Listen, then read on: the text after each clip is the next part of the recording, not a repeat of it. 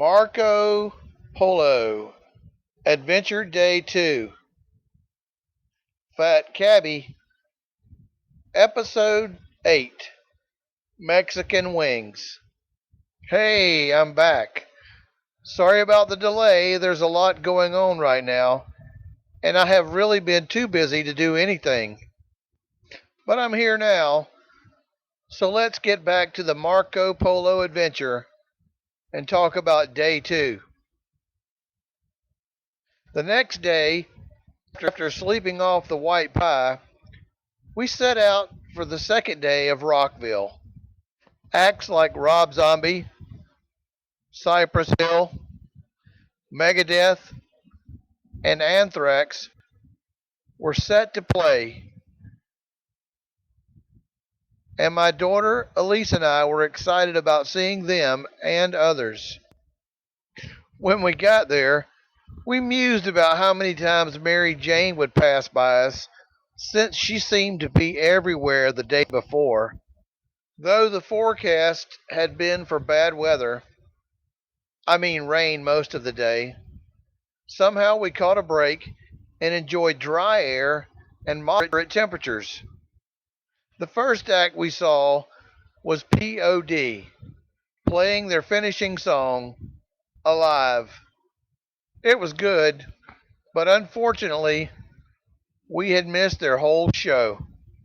While there, moving from stage to stage, we decided we would return to knuckle sandwiches for a couple more gyros.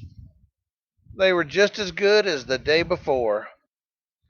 After watching a few acts and missing Anthrax, I began to feel like I wasn't going to make it to the headliner, which was Rob Zombie. I had made it long enough to see Cypress Hill get insane in the membrane and tell me what it was like to be a rap superstar, all while being nearly encircled by Mary Jane and her friends.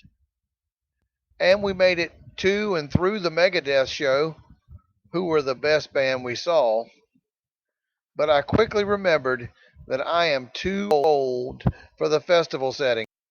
I hated to have to get whiny about sitting on the ground, but my butt just could not take it anymore.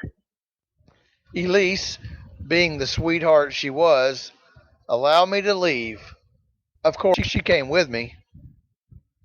Joshua Diamond Bragg, our sponsor, understood but remained, holding out to the end to see Rob Zombie. Now I was free to pursue my real interest from the comfort of the air-conditioned car. We left and placed our takeout order with Extreme Wings. They were one of the locations that prepared our long craved for flavor of chicken wings, Mexican.